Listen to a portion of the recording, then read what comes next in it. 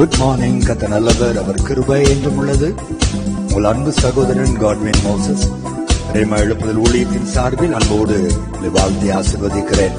இந்த நாள் முழுதும் தேவ கிருபையும் தேவ கரமும் அற்புதமாய் உங்களை வழி நடத்துவதாக. ஆமென், ஆமென், ஆமென். அக்கினியில் நடந்து வந்தோம், ஆனால் சேதம் ஒன்றும் இல்லையப்பா. தண்ணீரை கடந்து வந்தோம், நாங்கள் மூழ்கி போகவில்லையப்பா. உங்க கிருபை எங்களை விட்டு இமை பொழுதும் விலகலப்பா. உங்க கிருபை எங்களை விட்டு இமை பொழுதும் விலகலப்பா. எங்கள் தேவான் நீர், எங்கள் ராஜா நீர், நாங்கள் போற்றிடும் எங்கள் கண்மலை நீர். எங்கள் தேவான் நீர், எங்கள் ராஜா நீர், நாங்கள் போற்றிடும் எங்கள் கண்மலை நீர். செங்கடலை நீர் பிளந்தீர், செம்மையான பாதை தந்தீர். எரிகோவின் கோட்டைகளை உன் யோசனையால் தகர்த்தீர். கோலியாத்தின் கோஷங்களை ஒரு நொடியில் வென்று விட்டீர். அந்த கோலியாத்தின் கோஷங்களை ஒரு நொடியில் வென்று விட்டீர். எங்கள் தேவான் நீர், எங்கள் ராஜா நீர், நாங்கள் போற்றிடும் எங்கள் கண்மலை நீர். எங்கள் தேவான் நீர், எங்கள் ராஜா நீர், நாங்கள் போற்றிடும் எங்கள் கண்மலை நீர். தேவனுடைய பிள்ளைகளே, கடந்த மாதம் ஒருவேளை அக்கினியில் நடந்து வந்ததை போல நீங்கள் இருக்கலாம். பயங்கரமான பிரச்சனைகள், வேலை ஸ்தலத்திலே பயங்கரமான போராட்டம், வேலையிலிருந்தே நான் நீக்கப்பட வேண்டிய அப்படிப்பட்ட ஒரு சூழ்நிலைக்குள் நான் கடந்து வந்தேன் பிரதர். கர்த்தர் கிருபையாய் வேலை போகாதபடி காத்தார் என்று சொல்லலாம். தொழில் வியாபாரத்தில் அப்படித்தான் எவ்வளவோ நெருக்கங்கள், எவ்வளவோ நஷ்டங்களை நீங்கள் சந்தித்து ஏன்தான் இந்த மாதம் வந்ததோ என்று கூட நீங்கள் யோசிக்கும்படி ஒரு அக்கினி போன்ற பாதையிலே கடந்த மாதம் நீங்கள் நடந்து வந்திருக்கலாம். அல்லது உங்கள் வீடே ஒரு அக்கினி சூளை போல எப்பொழுதும் சண்டை, எப்பொழுதும் பிரச்சனை, எப்பொழுதும் கண்ணீரும் வியாதியும் பலவீனமும் அழுகுரலும் கேட்கிற சூழ்நிலை நீங்கள் கடந்து வந்திருக்கலாம். தேவனுடைய பிள்ளைகளே, எப்படிப்பட்ட அக்கினி நீங்கள் கடந்து வந்தாலும் உங்களை கடக்க வைத்தவர் கர்த்தர் என்பதை மறந்து போகாதீர்கள்.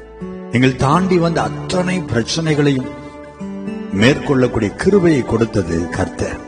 அந்த ஆண்டவர் தான் இந்த மாதத்திலும் உங்களை அழகாய் நடத்த போகிறார். எப்பொழுதும் கர்த்தர் உங்களை அக்னியிலே நடத்துகிறவர் அல்ல. வேதம் அழகாய் நமக்கு சொல்லுகிறது. ஆண்டவர் ஏன் அக்னியின் பாதையிலே தேவ பிள்ளைகளை நடத்துகிறாராம்? நம்முடைய விசுவாசத்தை சோதிக்கும்படி.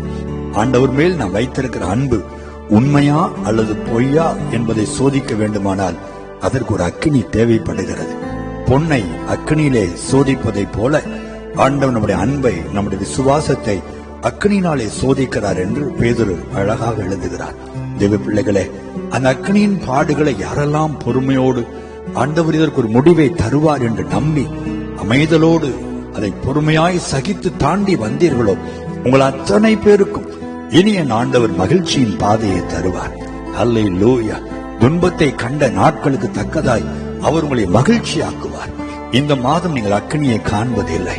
இந்த மாதம் எவ்வளவுக்கு எவ்வளவு அழுதீர்களோ, எவ்வளவுக்கு எவ்வளவு பயந்து வாழ்ந்தீர்களோ, அந்த அளவுக்கு சந்தோஷமாய், சமாதானமாய், தைரியமாய், மகிழ்ச்சியாய் வாழுகிற நாட்களை இந்த மாதம் கர்த்தர் உங்களுக்கு அபிஷேகித்து கொடுக்கிறார். தெய்வ ஊழியனாய் நான் அதை சொல்லுகிறேன். நீங்கள் ஆமென் என்று பெற்றுக் கொள்ளுங்கள். அதன்படியே உங்கள் அக்கினியின் சகல கிரியைகளையும் கர்த்தர் அவித்து போடுவார். அக்கினியான சூழ்நிலைகளை கர்த்தர் அணைத்து போடுவார். எங்கெல்லாம் அக்கினி பற்றி எரிந்ததோ அங்கெல்லாம் சாந்தமும் சமாதானமும் மகிழ்ச்சியும் உண்டாகும்படி கர்த்தர் உங்களுக்கு அற்புதங்களை செய்வார். நீங்கள் அவரை மட்டும் பிடித்துக் கொள்ளுங்கள். இந்த மாதம் அவரை மட்டும் இறுக பிடித்துக் கொண்டு அவரோடு இணைந்து வாழ ஒப்புக் கொடுங்கள். மற்ற எல்லாவற்றையும் கர்த்தர் பார்த்துக் கொள்வார். ஜெயமாய் நீங்கள் வாழ்வீர்கள். ஜெபிப்போமா? நல்ல ஆண்டவரே, எல்லா பாதைகளிலும் நடத்தக்கூடிய உரிமை உமக்கு உண்டு. எங்களை பள்ளத்தாக்கிலும் நீர் நடத்துகிறீர், பசும் புல்வெளியிலும் எங்களை வனாந்தரத்திலும் நடத்துகிறீர், செழிப்பான மேட்டிலும் நீர் எங்களை நடத்துகிறீர். அதே ஆண்டவர் ஒருவேளை கடந்த நாட்களில் உடைய அன்பு பிள்ளைகளை அக்னி என்று அழைக்கப்படுகிற பாடுகள் நடுவிலே உடைய பிள்ளைகளை நடத்தி கொண்டு வந்திருக்கலாம். எந்தான் உயிர் வாழ்கிறோமோ என்று சொல்லக்கூடிய அளவுக்கு பயங்கரமான பாடுகளை கடந்த நாட்களிலே பிள்ளைகள் ஆண்டவரை அனுபவித்திருக்கலாம், சகித்து கொண்டு வந்திருக்கலாம். ஆனால் ஆண்டவரே, இதெல்லாம் சகிக்கக்கூடிய பலனை கொடுத்தவர் நீர்தானே. நீர்தானே கூடவே இருந்தீர்.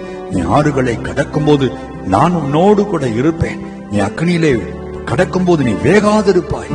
அக்னி ஜுவாலை உன் பேரில் பற்றாது என்று வாக்கு கொடுத்தவரே நீர்தானே. காரணம் நீர்தானே அனைத்து படித்திருக்கிறேன். அன்றைக்கு சாத்ராக், மேஷாக், ஆபேத் நேகோ மேலே அந்த அக்னி சூளையிலே விழுந்த பொழுதும் அவர்கள் மேல் அக்னி படாதபடி சூழ்ந்து கட்டி அணைத்து கொண்டவர் நீர்தானே. இப்பொழுதும் நீர்தான் உடைய பிள்ளைகளை அணைத்து பிடித்திருக்கிறீர். இல்லாவிட்டால் உடைய பிள்ளைகள் என்றைக்கோ நிர்மலமாகி போயிருப்பார்கள், என்றைக்கோ மரித்து போயிருப்பார்கள் ஆண்டவரே. ஆனால் உடைய கிருபையினாலே சூழ்ந்து கொண்டவர் இந்த மாதம் உடைய பிள்ளைகளை மகிழ்ச்சியாக்கும் ஆண்டவரே, சந்தோஷப்படுத்தும். அந்த அக்னிக்கு பதிலாய் குளிர்ச்சியான, மகிழ்ச்சியான, சமாதானமான, சந்தோஷமான நாட்களை உடைய பிள்ளைகள் இந்த மாதம் காண்பார்களாக உடைய ஊழியனாய் ஆசீர்வதிக்கிறேன். நீர் அப்படியே செய்வதற்காக உமக்கு நன்றி. இயேசுவின் நாமத்தில் ஜெபிக்கிறோம் நல்ல பிதாவே. ஆமென், ஆமென், ஆமென்.